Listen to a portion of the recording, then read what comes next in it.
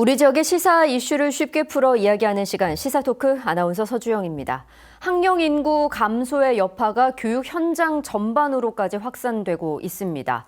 대학의 모집 인원이 학령 인구보다 많아지면서 지역 대학의 위기가 고조되고 있고 올해 초등학교 신입생의 수가 처음으로 40만 명이 붕괴됐다는 통계도 있는데요. 전북만 봐도 올해 신입생이 한 명도 없는 초등학교가 4곳이나 된다고 합니다. 학령 인구 감소에 따른 소규모 학교 문제, 우리 지역의 현실은 어떻고 또 어떤 과제들이 있는지 오늘 시사토크에서 이야기 나눠보겠습니다. 전라북도 교육청 한궁수 정책홍보관, 김명지 전라북도의회 의원, 이경한 전주교대 사회교육과 교수 세 분 자리해 주셨습니다. 어서 오십시오. 네, 반갑습니다. 반갑습니다. 네, 반갑습니다. 자, 인구 감소가 우리 사회에 미치는 영향이 큰데요. 먼저 전반적인 그 현황을 좀 살펴보겠습니다. 먼저 한궁수 정책관님께 한번 여쭤보겠습니다. 네. 전북의 초중고등학교 학생 수가 최근 얼마나 줄었나요? 2013년도에 25만 명이었습니다. 그런데 2022년도에 18만 8천 명, 그러니까 약 6만 명 정도가 줄은 건데요. 해마다 지금 6천 명 정도가 감소하는 추세입니다. 그리고 2027년도 5년 후인 2027년도 약 15만 명대로 예측이 되고 있고요. 이게 지금 어떤 의미가 있냐면요. 해마다 6천 명씩 이런 식으로 감소가 되는 추세가 계속된다고 하면은 약 30년 후에 2050년 정도에는 전라북도 학생 수가 한 명도 남지 않는다. 이런 수치가 되는 거죠. 좀 심각하네요. 네, 아동 인구의 감소폭이 갈수록 이제 커지는 것도 문제입니다. 이는 즉 학령 인구도 그만큼 가파르게 줄어들고 있다는 이야기이기도 한데요. 의원님, 현재 전북의 경우 아동 인구 감소폭이 얼마나 될까요? 지금 저희 나라에서 아동 인구라고 하면은 만 5세에서 14세까지를 아동으로 보고 있는데요. 현재 해마다 평균적으로 2,000명 이상씩이 줄어들고 있어 지금 전라북도의 아동 인구는 15,000명 선까지 지금 떨어져 있는 상태입니다. 네. 자, 그렇다면 이제 뭐 졸업식이나 입학식이 없는 학교도 꽤 되겠네요. 사회자님도 잘 아시다시피 코로나 팬데믹으로 인해서 졸업식과 입학식이 치르지 못한 지가 지금 벌써 올해로 4년째가 됐습니다. 네. 거기에 덧붙여서 우리 졸업식과 입학식은 학교에 자율적으로 맡기기 때문에 정량화된 수치로 말씀드리기는 좀 곤란하고 네.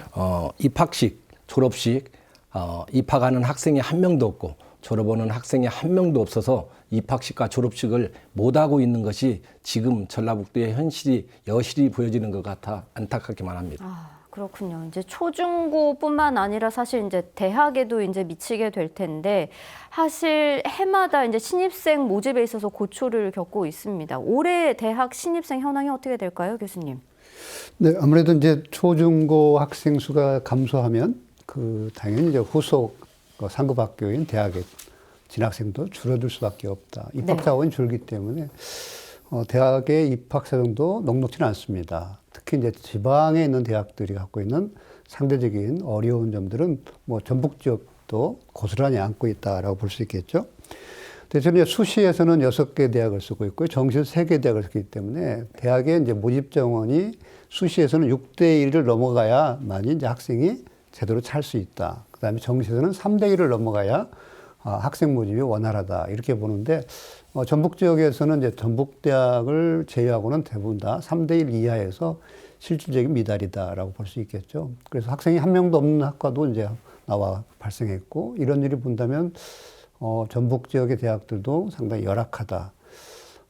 상대적으로 이제 그 학생 모집 원활한 이제 전주교대 상황도 뭐 대체로 2.8대 1을 넘어가지 않는 이런 상황이어서 향후에 이제 전북 지역의 입학 자원, 입학률은 더 떨어질 확률이 높다.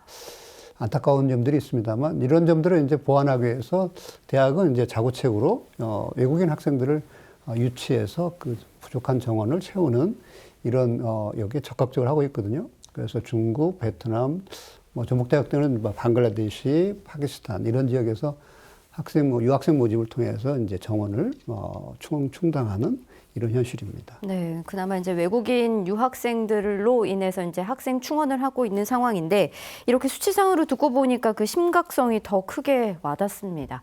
한국교육개발원의 초중고 학생 수 추계 결과를 좀 살펴보면요. 화면을 한번 함께 보시죠. 올해 초등학교 신입생 수는 40만 명 선이 붕괴가 됐습니다. 2026년 이제 머지 않았는데요. 30만 명 선도 무너질 것으로 전망되고 있네요. 전북의 경우를 좀 살펴본다면 2025년이면 10,000명 선이 무너질 거란 결과가 이렇게 나와 있는데 참 상황이 이렇다 보니까 제가 이제 앞서서도 말씀드렸습니다만 신입생이 한 명도 없는 학교가 이 전북에는 4곳에나 이루고 있고요. 또 전체 학생 수 이제 10인 미만 학교 수도 그만큼 크게 늘었다는 소식도 들려오는데요. 정책관님 어떻습니까? 그러니까 지금 학령 인구가 감소함으로 해가지고 신입생이 줄어들고 있는데요. 신입생이 한 명도 없는 학교, 지금 내 학교라고 말씀하신 거는 현재 그 휴교 상태에 있는 학교를 말씀하신 것 같아요. 네. 그리고 2023년도 신학기 그 이제 신청한 거, 배정한 거, 학교 배정한 거를 통계를 보면은 이제 23학교가 신입생이 한 명도 없는 걸로 나타났어요. 그러니까 초등학교는 20개 학교, 중학교도 3개 학교가 신입생이 없는 거죠. 그러니까 아주 이렇게 학령 인구 감소하고 신입생이 점점 없어지고 학생 수 줄어들고 하면은 교육 활동에도 아주 치명적인 그 영향을 미치게 되죠. 아, 그렇군요. 이렇게 이런 상황들이 사실 이제 군단위 지자체에서만 일어날 거라 생각하기 참 쉬운데 도심 지역도 좀 예외가 아니라는 그런 통계가 나왔습니다. 의원님, 전라북도의 경우에는 이제 전주는 물론 군산, 익산에서도 이런 상황들이 발생하고 있다고요? 그렇게 많지는 않습니다. 지금 2023년도 초중학교 신입생이 없는 학교는 그러니까 한경수 정책관님이 말씀하신 대로 휴고 4곳을 제외한 군산 4곳과 익산 1곳 총 5곳이 있습니다. 그리고 지난 2022년도 기준으로 하면 전주와 익산 지역은 초중고가 하나도 없으며 군산은 초등 7개교가 있는데 군산에 있는 초등 7개교는 지리적 여건상 계야도, 선유도, 문효도, 신시도, 선유도 중학교처럼 섬으로 있다가 이제는 교량이 연결돼 가지고 교통편이 원활해지니까 학생 수가 급격히 줄어드는 지리적 여건이 그런 이유 때문에 군산 쪽에 집중돼 있는 것 같습니다. 네, 뭐 앞서서도 이제 교수님께서도 말씀을 해주셨지만 학령 인구가 줄기 때문에 아무래도 이제 그 위기는 대학으로 고스란히 넘어갈 수밖에 없다라고 말씀해주셨는데 대학 가운데서 이제 교육대학의 위기를 한번 짚어볼까 합니다. 임용고시 합격한 뒤에도 이제 발령을 기다리는 기간이 그만큼 또 늘어났다고요.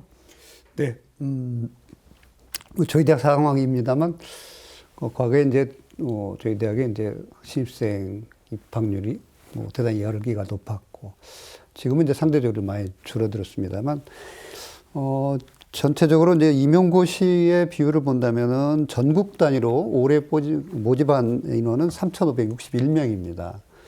교대 졸업생, 전체 졸업생은 3,851명이고 대략 이제 졸업정과 모집정은 1대1 정도 되는데 이게 이제 누적되는 상황이죠. 하나에 떨어진 학생이 이제 그 다음에 재수해서 보는 이런 상황이기 때문에 누적이 되면 결국은 교대 입시 혹은 임용고시 전반에 악영향을 끼친다라는 건 분명한 사실이죠. 그래서 이런 점들을 어떻게 조정할 건가 이런 고민도 나오고 있습니다만 이제 그 가운데 이제 예를 들어 전북 같은 경우는 이제 학습 연구년 교사를 많이 이제 뽑아서 교사 수급을 원활하게 했는데 지금 이제 서울시나 전북 대부분 다 1년은 이제 기본적으로 기다리고 있는 상황입니다. 그래서 이게 이제 공무원에서는 3년을 지나면 이제 자동적으로 입학이 취소됐기 때문에 합격이 취소되는 이런 상황에서 대체로 2년 정도 안에는 발령을 내는 걸 알고 있습니다. 그런 상황이 결국 대기발이 많다는 얘기는 학교의 그 자원, 학급수가 줄면서 교사들의 수급도 줄어들고 있다. 이런 결과를 보이는 거죠. 그러니까 교환수가 그만큼 이제 줄어들기 때문인 거잖아요. 그렇죠. 이제 그걸 줄어들게 된 배경 중에 하나는 이제 MB 정권 때 교사 수급의 기준을 바꿨기 때문에 특히 이제 지방에 있는 지역에 타격이 큽니다. MB가 이제 정권 때 교사 수급을 학생 수 기준으로 바꾼 거예요. 그렇지만 어떤 학교든지 학생이 전북의 예를 들어서 전체 학생 수가 10명 이하, 한 학급이 뭐 한두 명 학생도 한 학급이 된다면 교사가 투입돼야 되는데 이걸 학급당 교사 수급에서부터 학생 수당 교사 수급으로 바꿨기 때문에 특히나 농산어촌이 많은 지역에서는 엄청난 교사의 수급이 어려워지는 그래서 모집 학생이 줄어드는 이런 일이 벌어졌습니다. 저는 이런 면에서 본다면 좀 더 수급 정책은 바꿔야 되지 않겠나. 학생 수가 한 학급이 뭐 20명이 넘더라도 한 교사가 초등 같은 건 하고 그 다음에 2명이라도 초등교사 1명이 필요한데 이것을 교사 학생 수로만 기준으로 한다는 것은 빨리 좀 바꿔야 전체적인 교사 수급도 원활해지지 않겠나 네. 라는 생각입니다. 그러니까요. 또 교대생에 있어서는 좀 희망 고문이나 참 다름이 없는 그런 현실이네요. 들어보니까 이 교원 감축, 더 나아가서 이제 교대 입학 정원을 줄이자, 또 여기에 또 일부 또 교대를 폐지하자라는 이런 목소리까지 나오고 있거든요. 이에 대해서 좀 세 분의 의견을 좀 들어보겠습니다. 어느 분 먼저? 제가 당사자니까 좀 말씀을 드리면 폐지까지 나오지는 않고요. 학생 입학 정원을 줄이자. 이제 교대는 대개 이제 10개 교대가 하나 연합체를 형성하고 있어요. 그래서 정원을 대략 5년 정도 수급을 보고 학생 정원을 이제 좀 조정하거든요. 그래서 저희 대학도 이제 15명 학생을 줄였고 향후 이제 50명까지 학생 수를 줄이려고 애척하고 있어요. 뭐 교육부도 이제 그걸 원하고 있고 이런 상황으로 이제 전체적인 수급 학생 정원을 좀 줄여서 수급의 어려운 상황을 더 조절해보자 이런 점들이 있습니다. 이제 그런 점들을 이제 어떻게 조절할 것인가 해서 교육부가 내놓는 교육 전문 대학원으로 대체로 이제 5년제로 바꾸는 이런 시스템을 제안했어요.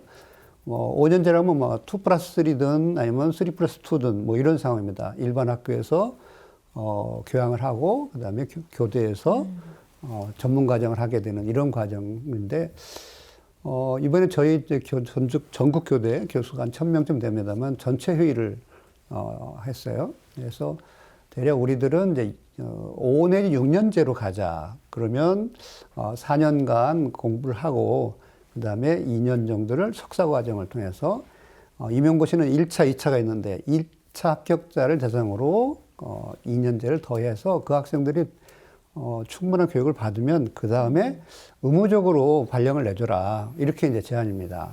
이제 그러면 전체적으로 모집 정원, 교대 모집 정도 줄고 학생 수가 줄어드는 것에 적절하게 조절할 수 있는 이런 역할이 되지 않겠나. 이렇게 저희들이 현재 논의하고 있는데 교육부하고 계속 그것은 협의를 해야 할 상황 같습니다. 협의를 거쳐서 이제 좀 결정이 돼야 될 것 같고 이제 말씀을 이제 정리하면 이제 속도를 그야말로 좀 맞출 수 있는 그런 정책이 좀 나올 수 있으면 좋겠다라는 그런 말씀으로 정리를 할 수 있겠고요. 네. 이제 교육 전문 대학원으로 하는 문제에 대해서는 대학에서 더 깊숙하게 연구를 할 거니까 논의로 치고 저는 이제 학교 현장에서 지금 교사의 수요가 어떤가 하는 측면에서 바라보면은요. 학생 수가 감소되고 있기 때문에 교원 수도 축소돼야 된다, 감축해야 된다라고 하는 단순 논리인 것 같아요. 네. 그런데 실제로는 지금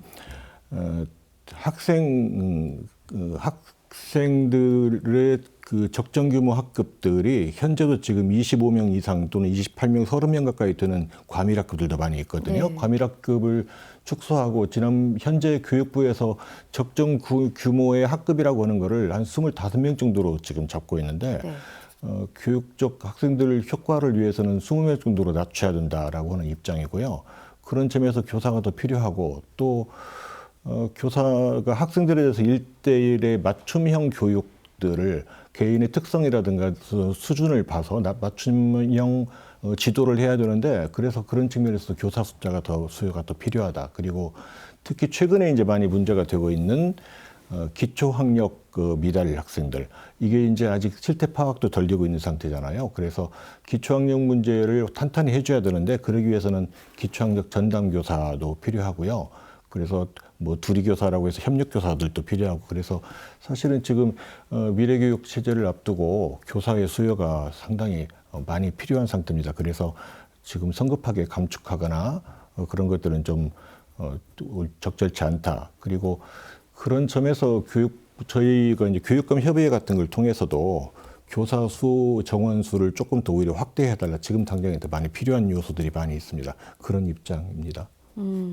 그러니까 좀 교원 수급에 있어서 불균형이 이제 교원을 점차 줄이는 것만이 또 해답이 또 아니기 때문에 그렇죠. 네. 좀 뭔가 좀 획기적인 방안들이 좀 나왔으면 좋겠는데 또 의원님께서 좀 덧붙일 의견 있으실까요? 네, 저는 전라북도 현실만 지금 말씀을 좀 드리자면요. 이 이후에 나온 질문에 또 이러한 답변, 유사한 답변들이 있기 때문에 그때 충분하게 설명을 드리기로 하고 네. 지금 이경환 교수님이나 한궁수 정책공보관님께서 말씀하신 교원 수 감축건에 대해서는 지금 현재 5년 전에 비해서 학생 수는 급격히 줄어들었지만 교원 수는 적지만 늘어났습니다. 그 이유 중에 하나가 작은 학교 통폐합 문제를 너무나 간간하다 보니까 이제는 몇 곳 안 되는 도심 속에 있는 전주, 군산, 익산에 있는 과밀, 과대학교가 있는데 그 학교는 지금 현재 25명 이상의 학생들이 수업을 받고 있거든요.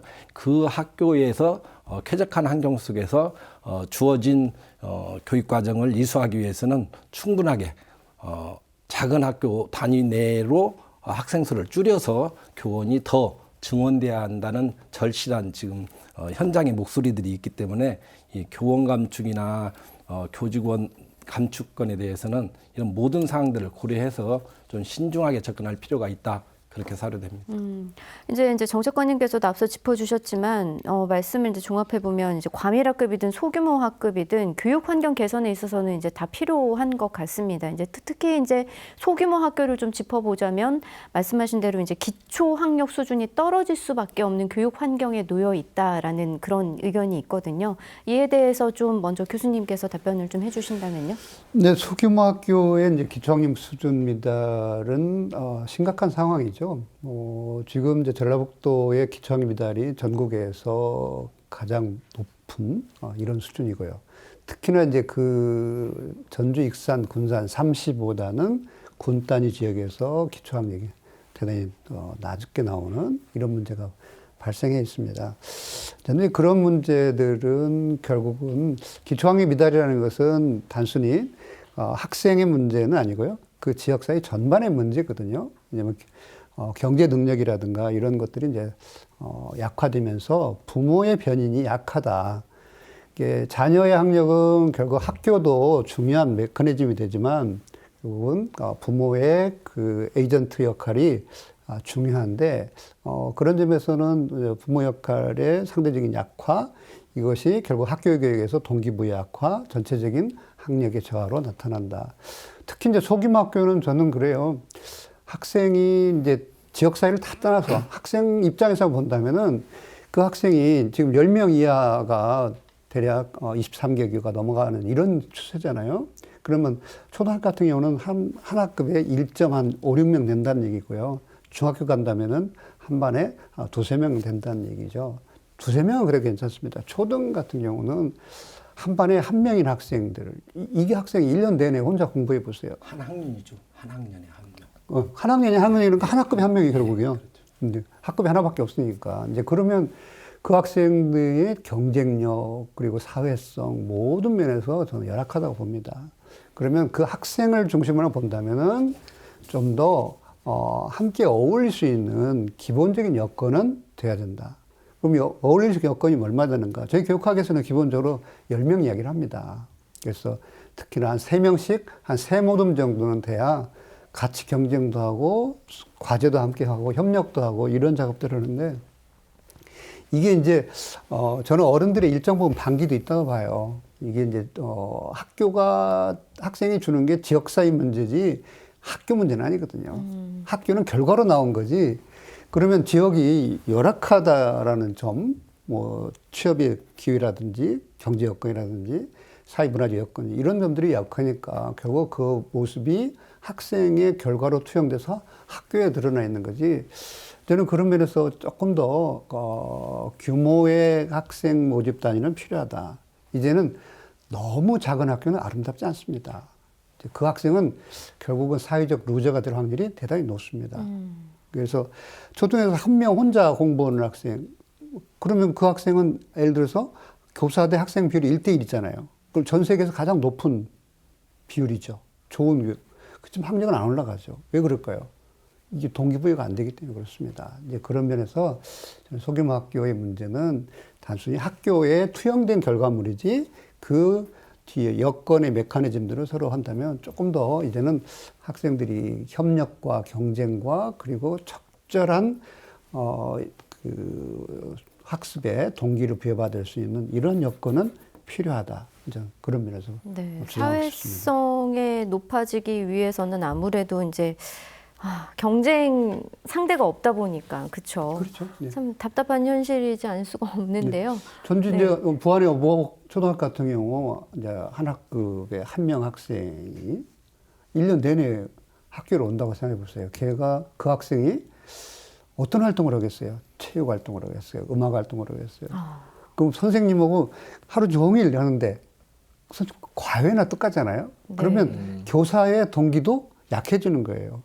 왜냐면 그 학생의 동기가 약해지면 선생님도 뭐 선생님이 꼭 그러진 않을 거지만 아무래도 저는 동기가 약해진다고 보여요. 그러면 그 학생을 정말 열성적으로 공부시킬 것인가 이런 점에서는 상당히 의문이 들죠. 네. 근데 뭐 네, 전반적인 이야기를 해주셨는데 덧붙이실 의견 네네. 있으십니까? 소규모 학교가 가진 어려움은 우리 사회 전반에 잘 지금 인식이 되어 있으리라고 생각을 합니다. 소규모 학교에서 일반적인 교육 과정을 수행할 수 없다는 것은 모두가 다 알고 있는 사실이고, 그러한 내부적인 문제를 차치하고 소규모 학교라고 해서 기초학력 수준이 떨어진다는 것은 일부 의견일 수도 있습니다. 왜 그러냐면 전주와 군산 그리고 익산 지역 등 도심 지역에 있는 학교들도 지금 평균 기초학력이 매우 떨어져 있는 상태입니다. 그렇기 때문에 이것은 기초학력 높이는 부분이나 기초학력이 그동안에 떨어졌던 부분은 사회 전반적인 문제로 봐야 하지 일부 소규모 학교의 문제점으로 봐서는 안 된다고 생각을 합니다. 지역 전반적인 사회에 있어서는 공통적인 의견을 주셨어요. 네. 네. 그 기초학력 문제하고 소규모 학교의 문제가 지금 이제 함께 논의가 되고 있는데요.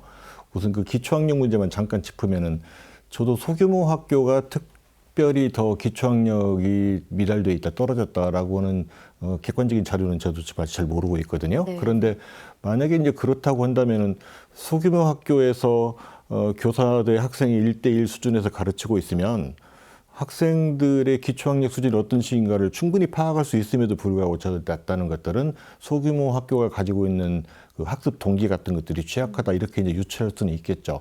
그런데 더 큰 문제는 저는 뭐라고 보냐면은 우리 학생들이 지금 학력 상태가 기초학력이 미달 상태인지 왜 미달 상태인지 어떤 것이 부족한지 하는 것들에 대한 정확한 실태 파악이 안 되는 것이 가장 큰 문제라고 보거든요. 그래서 기초학력 미달 학생들은 특히 이제 코로나 시대를 거치면서 더 많아지고 있고 10%, 15%까지라고 유출을 하고 있는데 정확한 실태를 파악을 해서 말하자면은 정확한 진단을 해서 학생 한 명당 어떤 문제가 있어서 기초학력이 지금 미달한 상태인지를 파악을 해서 거기에 대한 맞춤형 처방을 그 교육을 해야 된다고 생각을 하거든요. 뭐 다 아시다시피 기초학력이 부족한 상태에서는 더 이상 학습 효과가 생기지 않기 때문에 아주 그거는 인권 차원에서 다뤄야 된다고까지 말씀을 드릴 수 있겠고요.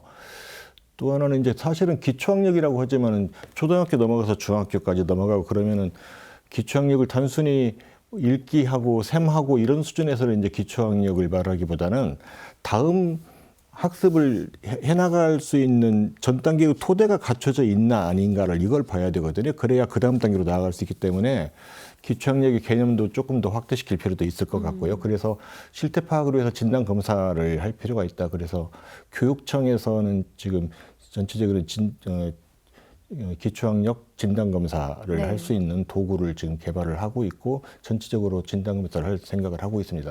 네. 그리고 이제 소규모 학교 문제는 이제 우리 이제 교수님께서 의원님께서 다 말씀해 주신 대로 전적으로 공감을 하고 있고요. 소규모 학교에서는 지금 전교생 10명 이하의 학교가 지금 27개 학교가 되어 있지 않습니까?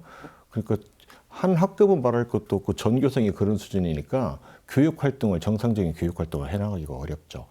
그리고 또 학생들이 있어야 친구들을 통해서 경쟁, 건전한 경쟁 같은 걸 통해서 학습의 동기 같은 것들도 생기는 것이고, 더구나 지금은 이제 자발적인 학습, 자기 주도적인 학습, 협력성, 협동성, 커뮤니케이션 능력 이런 것들을 함양하려면은 뭐 3명이나 4명 정도의 모둠 활동들을 통해서 하는 것들이 기본이다. 이제 우리 이경환 교수님께서 말씀해 주셨다시피.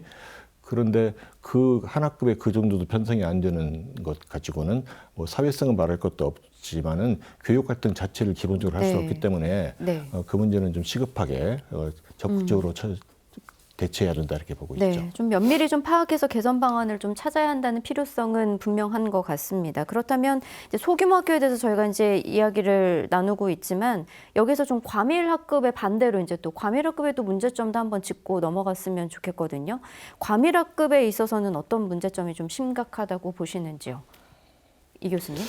이제 과밀학급은 대체로 이제 OECD 기준으로 한다면 20명 또 뭐 우리 교육 형식에서는 대략 25, 6명 정도를 이야기를 하고 있어요. 저는 OECD 기준이 그래도 그게 평균이기 때문에 적절하지 않겠나. 저희가 이미 뭐 이제 수출입량으로 본다면 G7을 넘어선 이런 국가라고 한다면 OECD 평균보다 더 적극적으로 교육 투자를 할 필요가 있겠다. 과밀학급이 갖고 있는 최대의 그 문제점은 교사가 학생들을 충분히 교육할 수 있는 여건이 오버되어 있다 이런 얘기죠. 그 얘기는 결국 선생님이 학생들을 충분하게 교육을 케어할 수 있는 그 숫자를 넘어섰다 이렇게 보는 거죠. 우리가 이제 OECD에서 굳이 20명을 얘기한다는 얘기는 그 20명이 갖고 있는 적정한 수, 이게 대략적으로 이제 모둠 활동 본다면 보통은 이제 저희가 3명 내지 5명 정도가 뭐 적절한 이런 상황이라면 그 상황을 서너 개 정도 이상 만들어서 학생들이 함께 할 수 있는 이제 뭐 프로젝트 학습이든 다양한 걸 할 수 있는데 이런 점들에서 좀 약점이 있다. 이제 그래서 과밀학급은 학생 수의 그 원활한 교육 활동을 하기가 어렵기 때문에 좀 더 줄였으면 좋겠다. 이미 전주 에코시티 같은 경우도 거의 30명이 넘어가거든요. 네. 이런 상황이라 한다면 현실적으로 교육이 어려우니까. 그러면 그 학생들을 조금 더 여건을. 근데 이제 하드웨어가 안 갖춰진 상태에서 과밀학급 학교가 이제 제일 문제점은 다양한 이제 그 액티비티를 해야 되거든요. 교과 활동도 있고 비교과 활동도 있는데 그 비교과 활동의 공간들을 다 교실로 바꿔 대체시키고 있어요. 그럼 다른 여건들이 상대적으로 부족한 거예요. 그게 자기주도 학습이든 창의성이든 프로젝트 학습이든 이런 걸 할 수 있는 여건들이 줄어들기 때문에 상대적으로 어렵다라는 거죠. 네. 이제 그런 측면에서 본다면 과밀학급은 좀 빨리 조정해야 되는데 교육의 정책은 많이 나오는데 돈 투자는 굉장히 인색하다는 거예요. 교육부도 많은 제안을 나오지만 결국은 돈과 사람 문제 아닙니까? 네. 그 돈과 사람 문제에 대해서는 대안을 교육부도 제시하는 않는 거예요. 교육부에서 3월에 적정 학교에 대한 거를 다시 좀 조정을 하겠다고 이야기를 하고 있는데요. 그걸 기다려볼 필요가 있는데 과소학교가 문제가 되듯이 과밀학급에서는 교사가 학생들의 학습 상태를 정확하게 파악하지 못하는 그런 것이 있다는 것은 뭐 누구나 알고 있죠.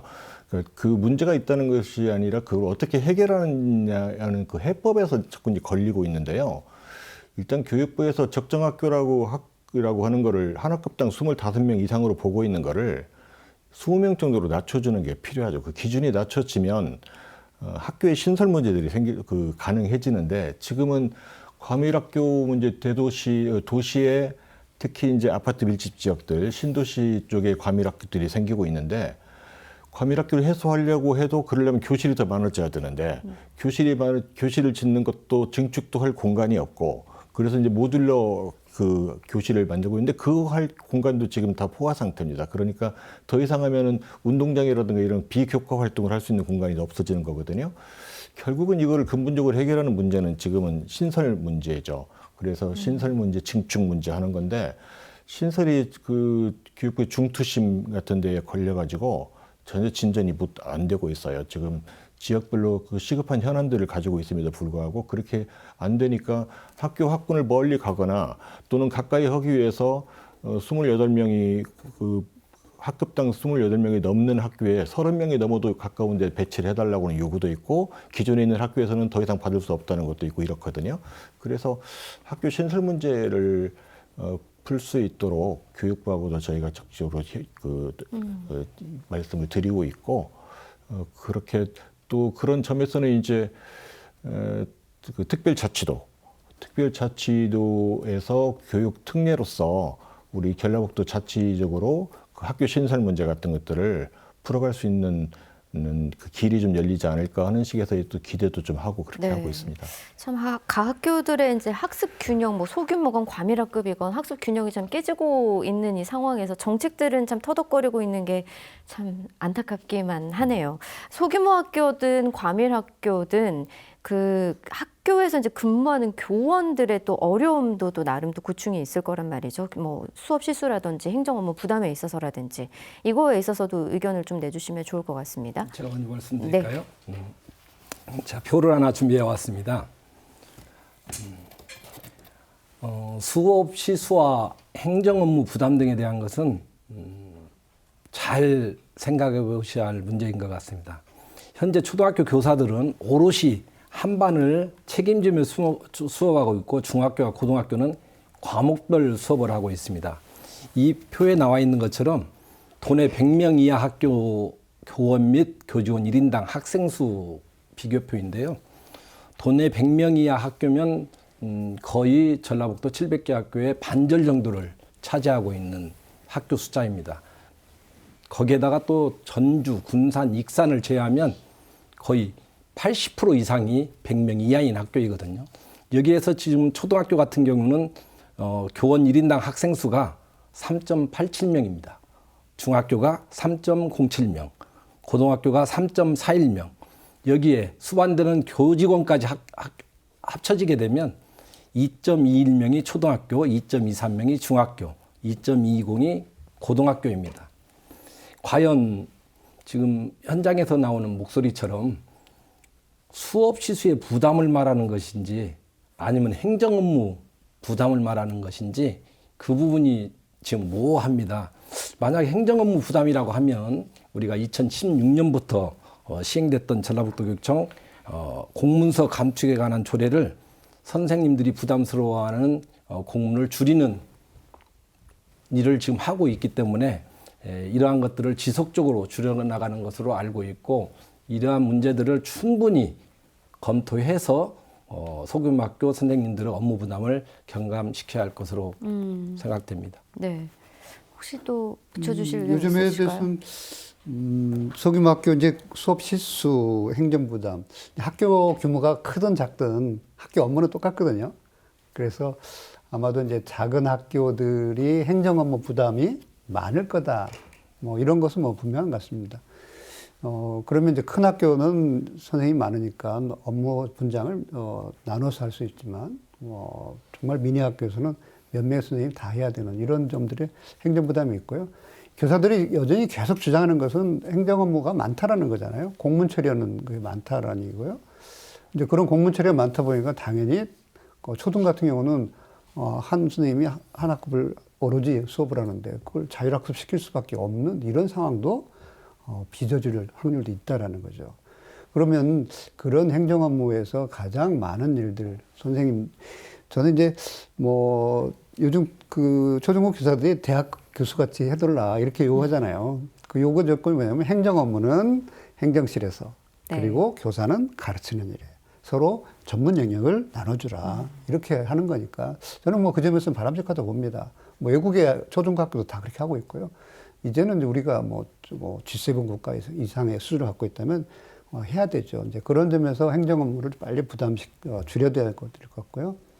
근데 초등학교는 그래도 뭐 수업 실수 문제는 없습니다. 이제 하나 선생님이 계속 수업을 학을 담당하고 있기 때문에. 근데 고등학교는 그래도 뭐 수업 실수가 확보되는데 중학교에서는 상대적으로 한 학급, 그 1, 2, 3학년도 3학급 정도 학교가 태반이거든요. 여기서는 예를 들어서 국영수 같은 이런 주요 교과가 아니면 실수가 안 나옵니다. 그러면 법정으로 교사가 해야 될 실수가 있거든요. 뭐 대학 교수 같은 경우는 법정 9시간 이고 교사들도 대략 17시간 정도 이런 건데 그 수가 안 나오니까 결국 이제 여러 학교를 순회하게 되는 이런 결과를 가지게 되는데 근데 순회를 많이 하다 보면 또 어려운 점이 있어요. 왜냐면 마치 학교에 시간 강사 같이 가서 수업을 하고 아이들과 교감이라든가 이게 약하기 때문에 조금 더 학생들하고 라포를 형성하는 데 어려운 점들이 좀 있습니다. 그렇지만 또 뭐 책임 실수를 또 해야 되니까 이렇게 만들어지고 있는데 이런 면에서 본다면 결국은 뭐 좀 학급 규모를 좀 만든다든지 이런 여건이 필요한데 만만치 않은 것 같습니다. 네, 그렇군요. 저희가 이제 소규모 학교와 과밀학급에 대해서 이야기를 나눠봤고, 이제 좀 소규모 학교에 좀 집중을 해서 좀 이야기를 해본다면, 아무래도 이제 좀 효율적인 측면에서 개선 방안에 있어서는 이제 통폐합 추진이 가장 먼저 꼽히고 있습니다. 작은 학교 통폐합에 대해서 좀 이야기를 나눠볼까 하는데요. 통폐합의 추진에 있어서는 어떻게 진행이 되는 건가요? 지금 이제 말씀을 쭉 하신 대로 아주 작은 학교들이 효율성도 떨어지지만 효율성 이전에 학생들의 교육 활동을 제대로 받지 못하다는 문제가 가장 심각한 거죠. 그래서 전에는 학교가 마을을 지킨다 하는 그런 이데올로기 때문에 학교 학생 수 1명만 있어도 그대로 학교를 유지하는 식으로 저렇게 왔는데 아주 작은 학교에서 한 학급에 10명 이하의 학생을 갖지 못하고 있으면 사실은 교육 활동에 지장을 많이 받고 있죠. 저희가 적정 규모 학교라고 할 때는 초등학교 같은 경우는 면 단위에는 60명을 적정 규모라고 보고 있어요. 그리고 읍이면은 120명, 그리고 말하자면 도시에는 240명, 초등학교는 240명, 중학교는 300명을 적정 규모라고 지금 보고 있거든요. 그게 이제 교육부에서 정하고 있는 기준이에요. 그런데 저희는 그렇게 보고 있지는 않고요. 그게 이제 적정 규모라고 할 수 있을지 모르겠습니다만은 지금 전교생이 10명도 안 되고 있는 아주 작은 학교들은 지금 정말 학생들의 교육 활동에서 완전히 방치되고 있다고 보고요. 또 하나는 학교에다가 시설 투자도 하기가 교육활동 할 수 있는 투자하기도 매우 어렵습니다. 그리고 교사 배치도 어려운 점이 있고요. 네. 그래서 학생들을 위해서 교육활동을 제대로 보장하기 위해서 통합을 하는 것이 좋겠다라고는 방향성은 확실히 가지고 있어요. 그런데 여전히 지금 지역이라든가 이런 데에서는 학교가 없어지면 문 닫으면은 우리 지역이 더 영향을 받는 거 아닌가 이런 우려 때문에 부정적인 여론들이 좀 일부 형성되어 있다고 보는데요. 통합을 하더라도 통합되고 남는 학교에다가는 지역 커뮤니티 활동을 할 수 있는 그런 공간으로 만든다라든가 또는 학생들의 교육 활동을 할 수 있는 센터라든가 체험센터 같은 것들을 만들 그런 계획을 가지고 있거든요. 그리고 지금 통합을 위한 매뉴얼을 작성을 하고 있어요. 일단 그 지역 10명 미만의 학교를 대상으로 해서 설명회를 하고 지역의 여론을 수렴을 해가는 과정을 거칠 것이고요. 그런 것들을 지역 공론화위원회를 구성을 해서 이에 당사자들 교육 주체들이 모여가지고 어떻게 하는 것이 좋은지를 논의를 하도록 하고요. 그럴 경우에 통합을 할 경우에 교육부에서 통합할 때 지원하는 재정적 지원 규정이 있습니다. 그거를 훨씬 뛰어넘어서 여기다가 미래학교를 지정을 해가지고 교육 환경 시설을 좀 더 우선적으로 한다라든가 해외 연수 같은 데도 우선권을 준다라든가 또 특히 그런 것들을 살리기 위해서 작은 학교에는 교장들 공모제, 내부형 공모제도 확대시킬 그런 계획을 가지고 있습니다. 지난번에 이제 교육감께서도 신년 기자회견을 통해서 그런 의지를 밝혔는데요. 그래서 작은 학교를 살릴 수 있는 그런 의지를 가진 교장들이 직접 비전과 의지를 가지고 있는 분이 직접 응모를 해서 그렇게 가도록 여러 가지 지금 지원하는 조치들을 마련을 하고 있습니다. 그래서 네. 통합에 대한 준비도 하고 있고요. 네네. 지금 좀 말하자면 선입견이라든가 통합을 하게 되면 우리 학교가 없어지는 문제 가지고 고민을 하는 분들 때문에 그러는데 네. 가서 자세하게 설명을 드리고 하면 오히려 통합한 후에 학교도 훨씬 활력이 생기고 지역사회에도 훨씬 많은 활력이 생기는 그런 사례들을 지금 타 시도에서도 통합을 한 뒤에 그 폐교를 어떻게 활용하고 있는가를 지금 저희가 검토를 하고 있고요. 그래서 네. 좋은 모델들을 지금 계속 찾고 있습니다. 통합 정책에 대한 부작용을 우려하는 목소리도 이제 살짝 언급을 해주셨습니다만 이제 일률적인 통폐합 기준이 좀 시정이 돼야 한다라는 목소리도 나오고 있습니다. 이제 좀 우리 전북 현실을 봤을 때는 자율적으로 통폐합을 권고해야 되는 그런 상황들이 또 있어야 되지 않나라는 거에 있어서는 의원님께서 좀 답변을 해주신다면요. 우리 한공수 공보관님께서 말씀해 주셨듯이 지금 여러 가지 전라북도 교육청 차원에서 대안들이 발표되고 있는데요. 적정학교 규모라든지 아니면 운영 계획이라든지 AI를 통한 미래 교육에 대해서도 지금 정책적으로 발표를 하고 계시는데 가장 중요한 것은 교육 자체에 역행하는 교육부의 과도한 규제가 지금 풀려야 하지 않나 이런 생각을 가져봅니다. 지금 소규모 학교 통폐합도 학생 수 기준으로 60명, 작은 학교 지원 기준도 학생 수 기준으로 60명입니다. 그런데 잘 아시다시피 전라북도는 학생 수 기준으로 60명을 하게 되면은 전 초등, 초, 중, 고등학교의 50%가 해당됩니다. 그리고 거기에 군산, 전주, 익산을 제외하면은 아까도 말씀드렸듯이 80% 이상이 해당됩니다. 예. 그래서 현실적으로 전라북도 교육 현장하고는 아주 많은 괴리가 있다. 이런 말씀을 먼저 드리고 싶고, 작은 학교 통폐합이 됐던 소규모 학교 지원 문제가 됐던 이런 부분들은 지역 주민들, 교육 관계자들하고 충분한 협의를 거쳐서 통폐합 작용의 부작용의 여러 가지 우려의 목소리 중에 하나가 통학거리가 멀어지면 학생들이 불편하지 않나 이런 말씀들도 많이 하시는데 그런 부분들은 등하교 시 통학버스를 안전한 통학버스를 제공해서 충분히 해결할 수가 있고 또 하나 마을의 중심인 학교가 사라지면 슬럼화가 되고 젊은 층이 유입이 되지 않는다. 이런 우려의 목소리도 많은데 그런 부분들은 얼마든지 사라지는 학교를 철거하지 않고 그 학교를 교육문화, 지역 주민들이 함께 공유할 수 있는 교육문화 공동체로 만들어서 다양한 콘텐츠를 유입하고 젊은이들과 또 우리 학생들 또한 젊은이들, 학부모들이 그 지역을 떠나지 않게 하는 것도 한 방면일 거라고 생각을 합니다. 크게 공감합니다.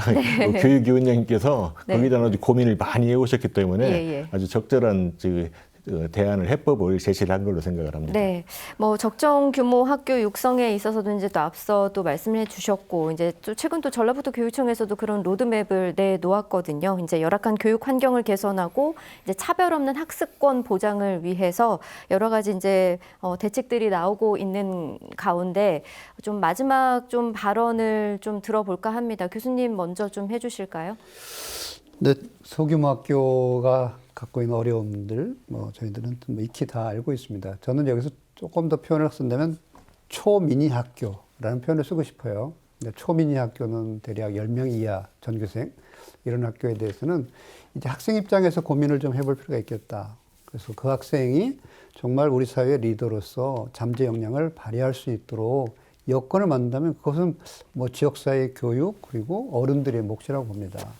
그래서 좀 더 그 문제에 대해서 진지하게 고민을 해서 이 문제를 공론화하고 그리고 합의 과정을 이끌어낸다면 좀 더 바람직한 대책들이 나오지 않겠나. 그런 것을 위한 교육 당국에서도 적극적인 그 공론화 합의 과정들을 이끌어냈으면 좋겠습니다.